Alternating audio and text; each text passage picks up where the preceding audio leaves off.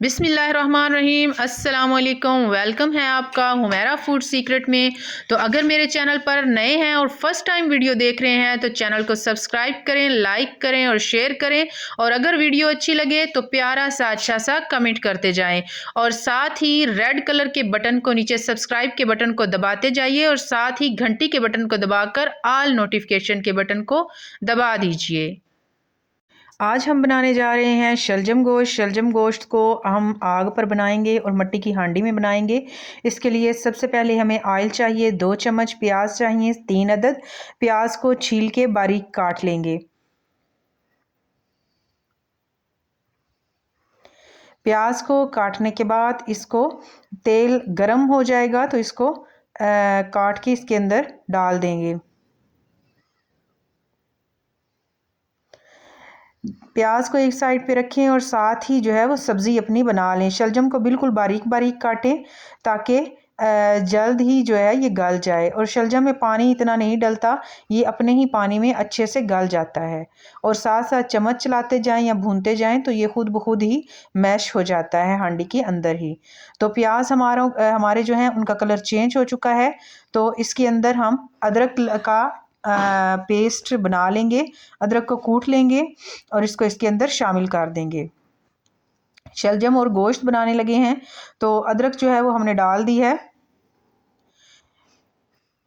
इसके साथ ही लहसुन का पेस्ट जो है वो 1 चम्मच के करीब हमने हांडी में डाल दिया। सुर्ख मिर्च डालेंगे आधा चम्मच, अपने टेस्ट के अकॉर्डिंग डाल लेंगे। नमक हस्बे जायका, हल्दी आधा चम्मच और इन सब चीज़ों को चला लेंगे अच्छे से। साथ ही 1 अदद बड़े साइज का टमाटर काट के डाल देंगे। जब आधा मसाला भुनने लगे तो इसमें चिकन ऐड कर दें।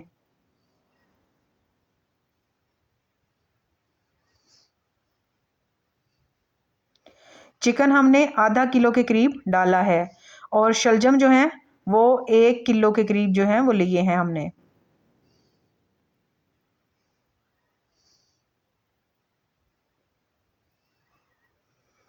इसके साथ ही शलजम के हम धनिया जो है वो इसके ऊपर काट लेंगे और इसको अच्छे से मल के धो लेंगे ताकि धनिया की मट्टी भी अच्छे से निकल जाए और शलजम भी धुल जाए। मसाला हमारा बहुत अच्छे से तैयार हो चुका है, गोश्त हमारा भुन चुका है। तो जो शलजम हमने काट के धोए थे वो हांडी के अंदर डाल देंगे और इसको थोड़ी देर के लिए चम्मच चला के भून लेंगे।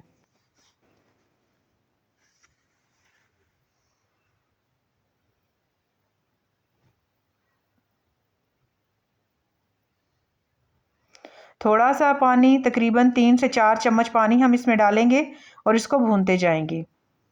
हल्की आंच पर हमने रख दिया था।